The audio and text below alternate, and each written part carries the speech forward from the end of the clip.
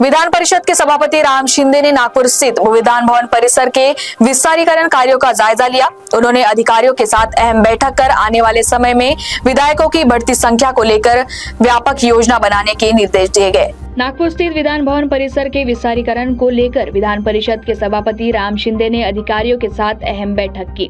बैठक के बाद मीडिया से बात करते हुए उन्होंने बताया कि भविष्य में विधायकों की संख्या बढ़ेगी, जिसे देखते हुए न सिर्फ बैठने की उपयुक्त व्यवस्था की जाएगी बल्कि सुविधाओं में भी इजाफा किया जाएगा। उन्होंने सार्वजनिक निर्माण कार्य विभाग को निर्देश दिए कि जिस तरह देश की नई संसद बनी है उसी तर्ज पर नागपुर में भी तेजी से काम किया जाए। बैठक में कुल 14 मुद्दों पर चर्चा हुई, जिससे वन विभाग की भूमि हस्तांतरण, संसाधनों के सालभर उपयोग की योजना और रखरखाव खर्च कम करने जैसे अहम विषय शामिल थे।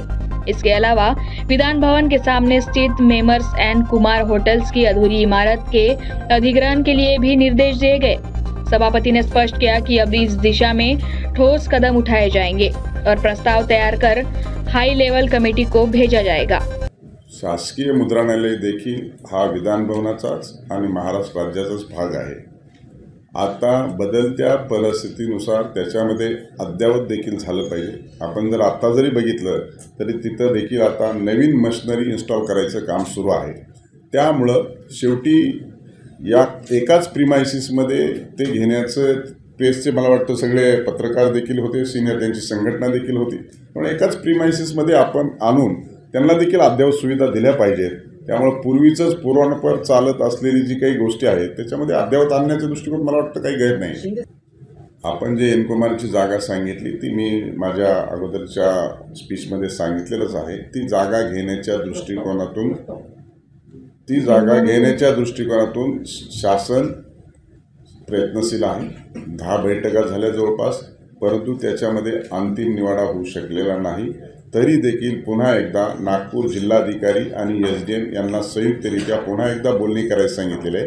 त्यांच्या वतीने प्रस्ताव असा होता की त्या जागेचं जे काही बांधकामचं मूल्यांकन आहे ते त्यांना मान्य नव्हतं, रेडी रेकमेंड्सप्रमाणे दर त्यांचे लागले नाहीत असं त्यांचं म्हणणं होतं। पुन्हा एकदा बैठक घ्या आणि जो काही प्रपोजल व्यवहार्य दृष्टिकोनातून योग्य असेल तो प्रस्ताव हाय पॉवर कमिटीकडे सादर करा अशा सूचना दिलेल्या आहेत। राहिला प्रश्न आमदार निवासाचा प्रश्न अनेक दिवसापासून तिथे अनेक अडचणी निर्माण झालेल्या आहेत। त्याच्यामुळं तिथं सुशोभीकरण करणे, चांगल्या पद्धतीचा दर्जात्मक चांगल्या तिथं रूम्स बनवणे या सगळ्या सुविधांसाठी आवश्यक त्या सूचना दिलेल्या आहेत। रिवाइज प्रस्ताव आता सार्वजनिक बांधकाम विभाग सादर करणार आहे, त्या अनुषंगाने त्याला मंजुरी देण्यात येईल।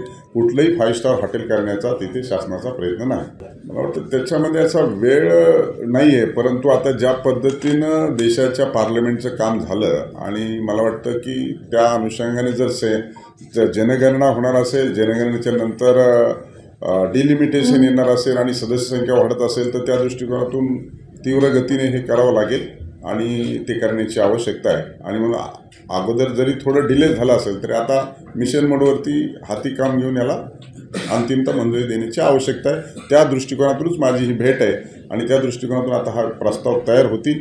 त्याला मान्यतेसाठी हाय पॉवर कमिटीची बैठक बोलावी लागेल आणि त्याच्यामध्ये आणखी विस्ताराने चर्चा होईल।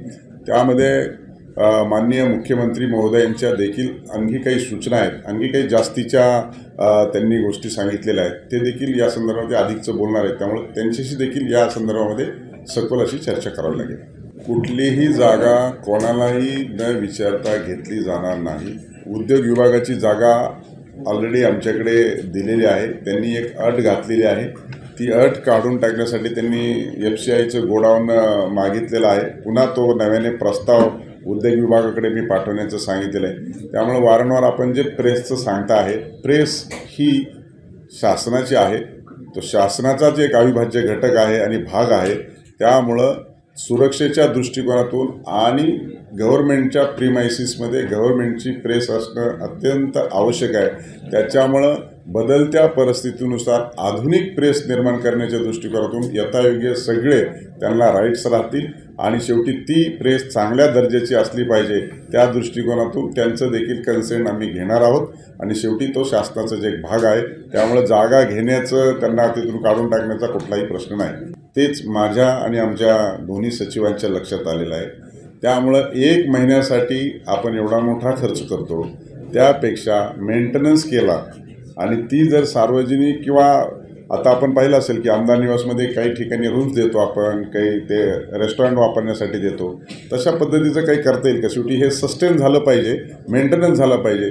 शेवटी 1 महिन्यासाठी 200 कोटी रुपये खर्च करायचा आणि 12ही महिने जर चालवण्यासाठी 50 लाख रुपयामध्ये जर त्याचा मेंटेनन्स होत असेल तर मग याच्यातलं कोणता पर्याय निवडायचा हे देखील मी अधिकाऱ्यांना सांगितलं. तशा प्रकारचा प्रस्ताव सादर करायला सांगितलं आहे आणि त्या प्रस्तावाच्या अंती त्याच्यामध्ये निर्णय घेणार आहोत.